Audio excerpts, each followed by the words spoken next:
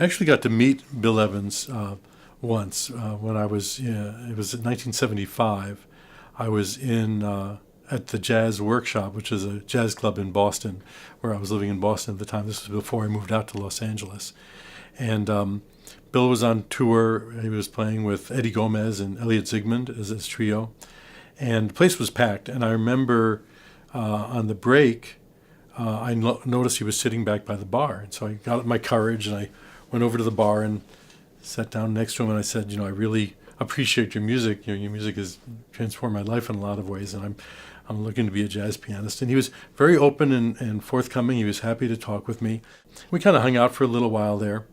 Bill was in a really good place at that point. He was clean. He'd just gotten in a new relationship, and his son had been born just about a year before this tour.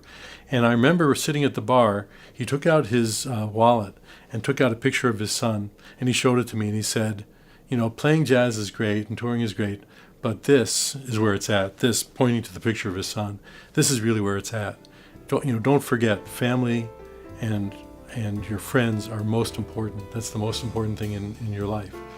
And that really resonated with me, and it still does. I've really, for whatever jazz career I've had, I've really focused it on being in my life and with my family. And that's a key thing for me, and I really appreciate hearing that from Bill Evans before he flew off to Europe to continue his tour. It was pretty amazing.